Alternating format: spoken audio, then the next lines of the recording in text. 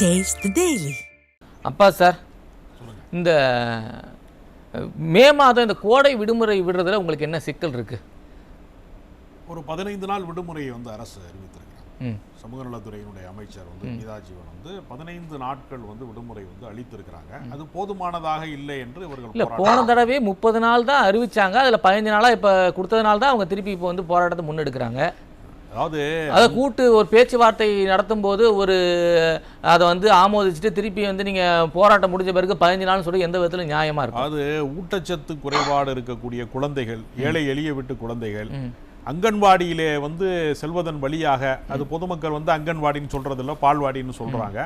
பால்வாடிக்கு செல்வதன் மூலமாக ஊட்டச்சத்து குறைபாடை தவிர்ப்பதற்கு குழந்தைகளுக்கான மிக முக்கியமான உணவு போஷாக்குகளை கொடுக்குறாங்க. அந்த சத்து மாவு மாதிரியான விஷயங்களை கொடுக்குறாங்க. அப்ப அது 1 மாத கால விடுமுறை அப்படிங்கிறப்ப அது 1 மாத காலம் தடைபடுது. இல்லை, கொரோனா காலத்தில் பார்த்தா டிஹெச்ஆர் பவுடர்னு சொல்லி கொடுத்துருக்காங்க கர்ப்பிணி பெண்களுக்கு, குழந்தைக்கு. அதே மாதிரி இந்த 1 மாதத்துக்கு நீங்கள் அந்த டிஹெச்ஆர் பவுடர் கொடுங்கன்னு தான் சொல்கிறாங்க. அதே ஊட்டச்சத்து நிறைந்த பவுடர் தான் சொல்கிறாங்க. ஏன் அதை கொடுக்க மறுக்கிறீங்க? ஏன் விடுமுறையை கொடுக்க மறுக்கிறீங்க? அவர்கள் சம்பளத்தோடு கூடிய விடுப்பு தான். இந்த 15 நாளுக்குமே அவங்களுக்கு சம்பளம் இருக்கிறது. அரசு ஊழியராக இருக்கிறவங்களுக்கு விடுமுறை காலமும் சம்பளத்தோடு கூடிய விடுமுறையாகத்தான் இருக்கிறது. இது உணவு சம்பந்தப்பட்ட துறை. இப்போ நீங்கள் மருத்துவத்துறையில் நம்ம அதிகமாக விடுமுறை எதிர்பார்க்க முடியாது. காவல்துறை சார்ந்தவர்கள் விடுமுறை எடுப்பது அப்படிங்கிறது நடைமுறையில் கிடையாது. நேர வரமுறை கூட காவல்துறைக்கு கிடையாது. 8 மணி நேர வேலை கிடையாது. அப்போ சில அத்தியாவசியமான துறைகளுக்கு இது பொருந்துமா? பள்ளிக்கூட ஆசிரியர்களுக்கு பொருந்துவது என்பது வேறு.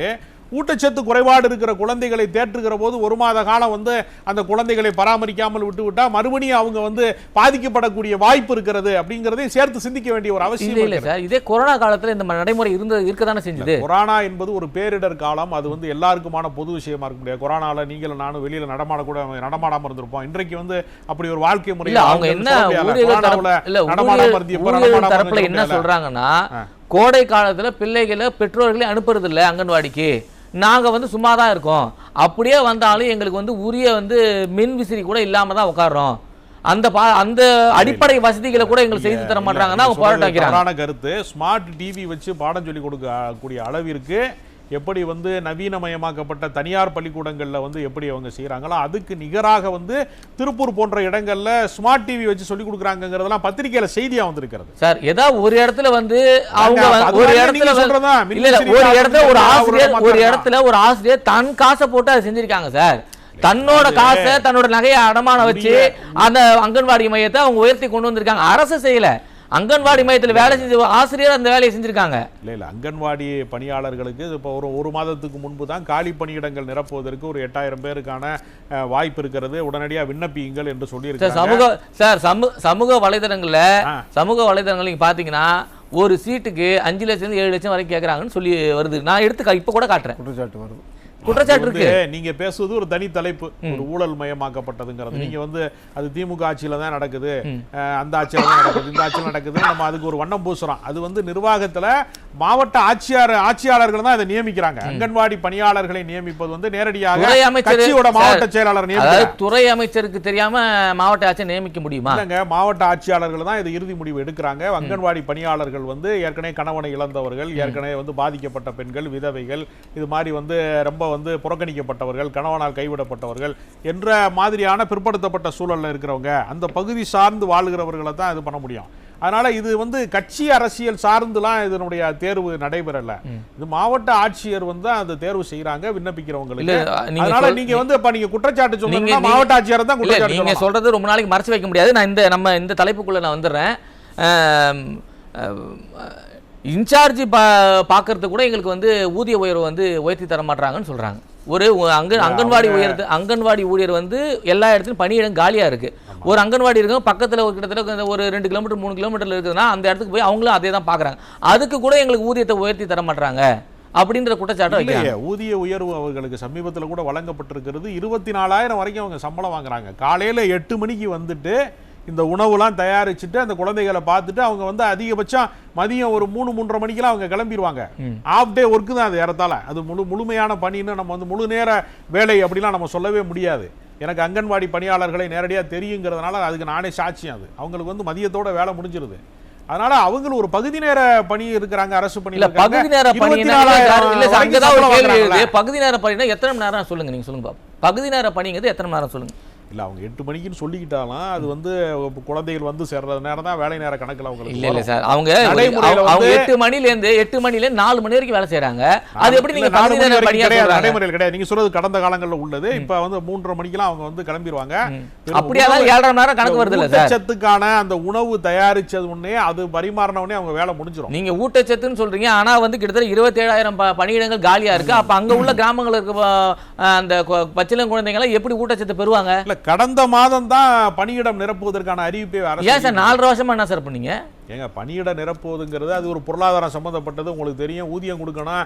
நம்ம கடந்த காலத்தில் வந்து 58 வயசுல ரிட்டையர்ட் ஆக வேண்டிய அரசு பணியாளர்கள் அத்தனை பேருமே 60 வயசுல ரிட்டையர்ட் பண்ணாங்க நம்ம வந்து கடந்த எடப்பாடி பழனிசாமியார் ஆட்சியில். அப்ப அதுக்கு என்ன காரணம் சொன்னாங்க? அரசாங்கத்திட்ட நிதி இல்லைன்னு சொன்னாங்க.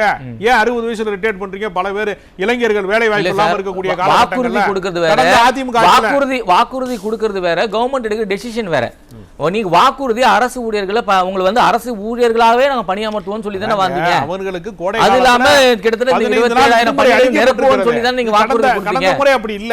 கடந்த முறை எப்படின்னா வீடுகளுக்கே கொண்டு போய் நீங்க குழந்தைகள் வரலைனாலும் அந்த ஊட்டச்சத்துக்கான உணவுகளை தயாரிச்சு வீட்டிலேயே கொண்டு போய் விநியோகம் பண்ணணும் அப்படிங்கறத கணக்கு. அவங்களுக்கு ஸ்மார்ட் போன், அரசாங்கம் வந்து ஸ்மார்ட் போன்லாம் கொடுத்திருக்காங்க. முதல்வர் ஒரு அரசாங்க சங்க ஊழியர்கள் மாநாட்டில் சொல்றாரு, செய் அல்லது செத்து மடி, டூ ஆர் டை.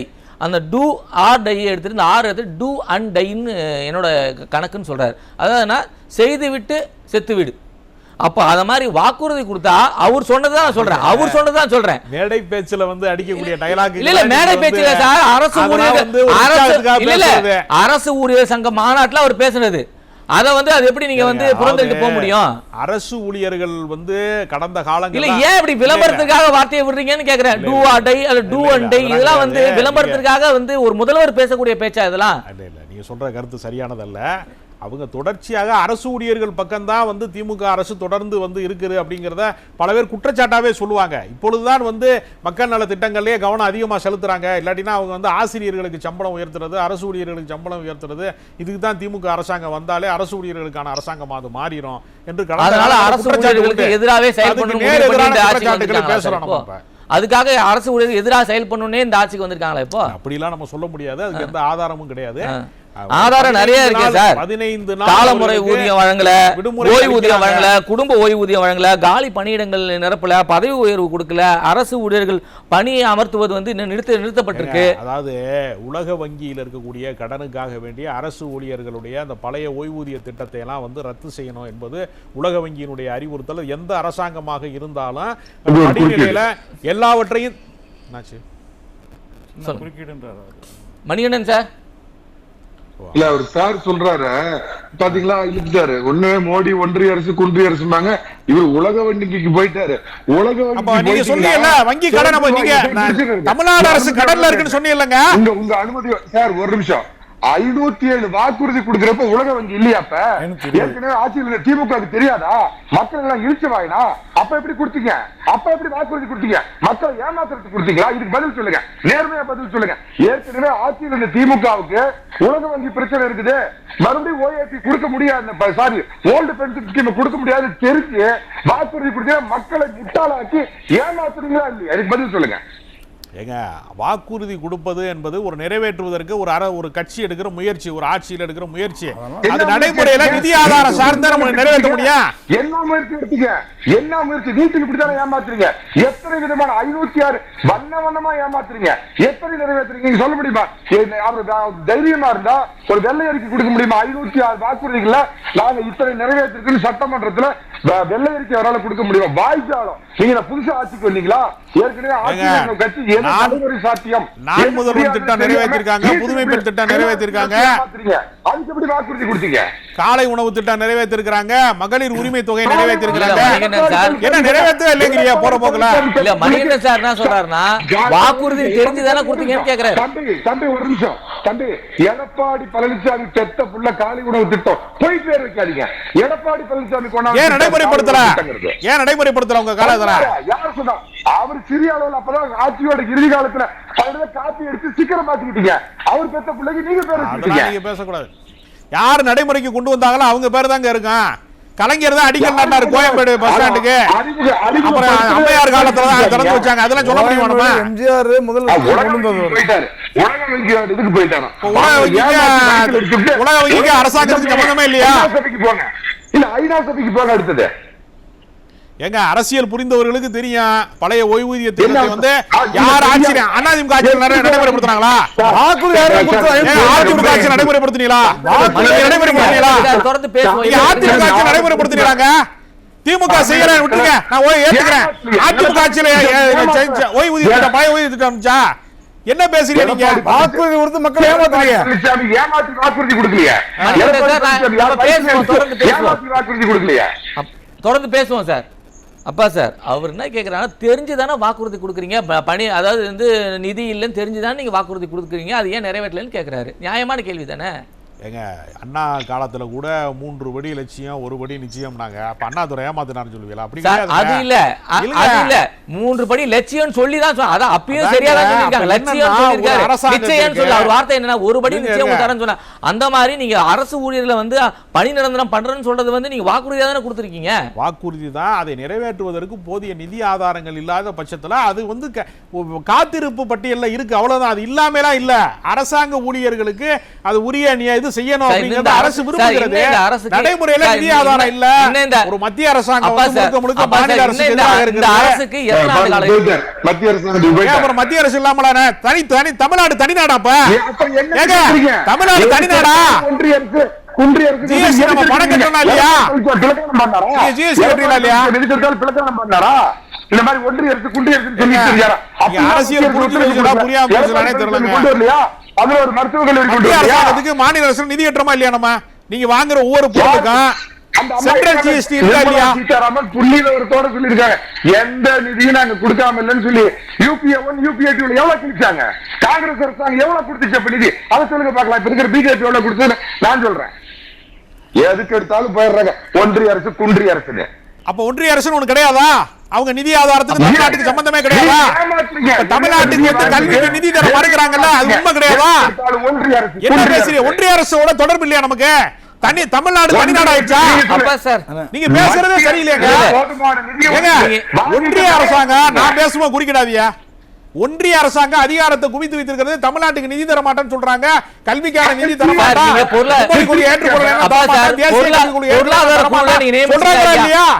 பொருளாதார குழுல நியமிச்சீங்களா இல்லையா? அதெல்லாம் என்னாச்சு? இதெல்லாம் தெரியாம எதுக்கு சார் வாக்குறுதி கொடுக்கணும்? அதெல்லாம் கேட்க தானே சார் செய்வாங்க. பேசுறது எப்படின்னா தமிழ்நாடு தனிநாடு ஆயிருச்சு. இவர் வந்து எல்லா அதிபரா இருக்காரு ஸ்டாலின் மாதிரி பேசுறீங்க. அங்கன்வாடி ஊழியர்கள் போராட்டத்துக்கு வாங்க, ஏன் வந்து கொடுத்த வாக்குறுதியை நிறைவேற்றலன்னு தான் கேட்கிறேன். நிறைவேற்றி இருக்காங்க. 15 நாள் விடுமுறை கொடுத்துருக்காங்க. 1 மாசம் கேட்டாங்க, 15 நாள் கொடுத்துருக்காங்க. ஒரு அரசு அத மட்டும் கோரிக்கையா வைக்கல சார். நீங்க 30 நாள் கொடுக்கறோம் சொல்றீங்க, 10 நாள் கொடுத்துருக்கீங்க. சம்பள உயர்வு கொடுத்துருக்காங்க. இல்ல கேளுங்க. ஸ்மார்ட் போன் கொடுத்துருக்காங்க. 50 வருஷ வளர்ச்சியோட கூடிய பாடத்திட்டத்திற்கு எல்லா ஏற்பாடு செஞ்சிருக்காங்க. 10 வருஷத்துக்கு மேல வந்து அரசு ஊழியர்களை வந்து பணியில செஞ்சா அவங்களுக்கு வந்து பணி நிரந்தரம் பண்ணனும் அரசாணையே இருக்கு. தெரியல உங்களுக்கு? இது வரைக்கும் அவங்க செஞ்சிட்டு இருக்காங்க. ஏன் வந்து அவங்க பணி நிரந்தரம் பண்ணலன்னு தான் கேள்வி கேட்கிறோம். அதற்கு போதிய நிதி ஆதாரம் இல்ல. அது வரும்போது செய்வாங்க. சரி, சிலிண்டர் ஏன் கொடுக்கல? ஒரு மாசத்துக்கு வந்து 4 சிலிண்டர் தேவைப்படுதுன்றாங்க, 3 சிலிண்டர் தான் கொடுக்குறீங்க. அதுக்கான விலையை ஏறிக்கிட்டே போகுது. அது கூட ஏன் அந்த அரசு புரிஞ்சு செயல்படுத்தா? ஏறது யாரோட பொறுப்புங்கிறீங்க? அது இல்ல சார், நீங்க ஏன் சிலிண்டர் வாங்க மறுக்கிறீங்கன்னு கேக்குறேன். சிலிண்டர் ஏன் வாங்க மறுக்கிறீங்க? அங்கன்வாடி பையன்கள் ஊட்டச்சத்தெல்லாம் பத்தி பேசுறீங்கல்ல. ஒரு மாசத்துக்கு 4 சிலிண்டர்ன்றாங்க, 3 சிலிண்டர் தான் நீங்க வழங்குறீங்க. பாக்கி இருக்கிற சிலிண்டர் நாங்க தான் போட்டு வாங்கி தரோம்னு சொல்லி அவங்க வந்து இந்த போராட்டத்துல அவங்க சொல்றாங்க. இல்ல, அவருடைய கோரிக்கைகளை நாங்கள் படிப்படியாக நிறைவேற்றுவோம். நம்ம திரும்ப அடுத்த சுற்றுல பேசுவோம் சார். சார் உங்க நிறைவு கருத்தை பதிவு பண்ணுங்க.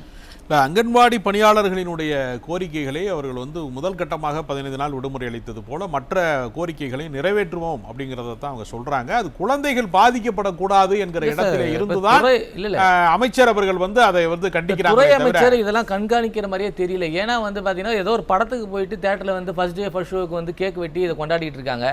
மக்கள் வந்து இங்க வீதியில் நின்று போராடிட்டு இருக்காங்க. இது எப்படி இது வந்து ஒரு முதலமைச்சரை பார்த்து கண்டிக்காம இருக்கிறாரு? இல்ல, அவர்களுடைய கோரிக்கை எதுவுமே நிறைவேற்றப்படவில்லை அப்படின்னு நம்ம சொல்ல முடியாது. அவங்களுக்கான கிட்டத்தட்ட 16 கோரிக்கை சார்.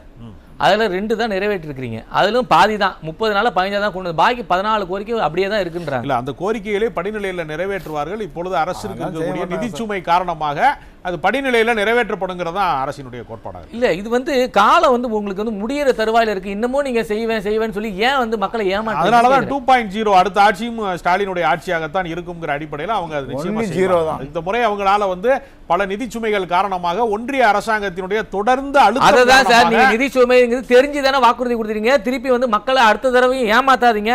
திருப்பி நாங்க வந்து இந்த கோரிக்கையை முன் செய்து முடிப்போம்னு சொல்லி ஏமாத்தாதீங்க மக்களை. அவங்களுக்கு உரிய தீர்வை கொடுங்க.